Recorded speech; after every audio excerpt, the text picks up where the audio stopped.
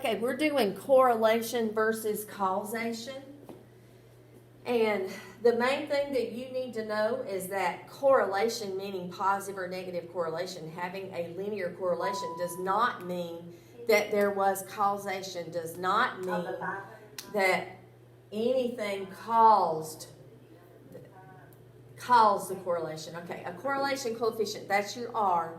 That was a video earlier that I showed you how to find the R on the Casio. A measure of the strength of the linear relationship between variables that is defined in the terms of the sample covariance of the variables divided by their sample standard deviation. We don't care how it's found. We're just talking about the R, whether it's strong or what. Even if it's a strong correlation, it does not mean that the relationship between the two events where a change in one event is responsible for a change in the other event. You will see what I mean as I go through the lesson. All right. The owner of a guitar store asks customers how many hours a week they practice on their guitar. He also tracks how much money they spend when they're in his store.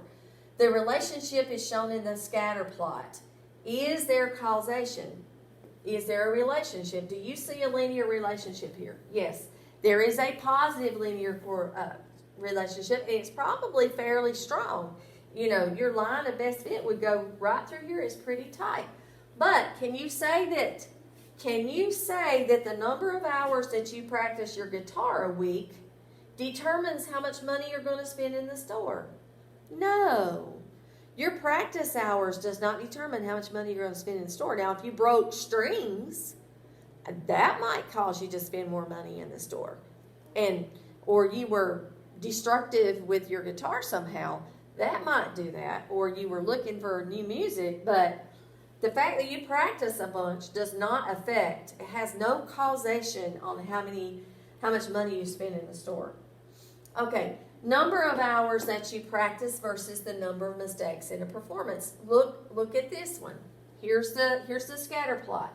This is the minutes that you spend practicing a day.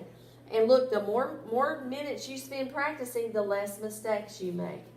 Is that a linear relationship? Yes, it is. It's going down in a line. It is a linear relationship. Is there causation there? Yes. The minutes that you spend practicing does mean that you will probably make fewer mistakes. So yes, there is causation here.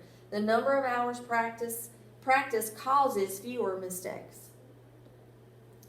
All right, the hours of television viewed each day versus your weight. Is there a linear correlation? Yes, a linear relationship. It is pretty strong. Look how close those are. So yes, is there causation? No. You cannot say that watching TV causes someone to gain weight. Other factors have an input on that. Maybe if you watch TV and eat Doritos at the same time, then you can say that. But just watching TV itself, that does not make you gain weight. Height versus free throw shooting percentage. Do you think that, now look, is there a linear relationship? Yes, a very weak one. This is all out like this. It's very weak and it's very wide. But is there causation here? No. The taller you are does not mean that you will make more free throws or have a better free throw percentage. All right, thank you.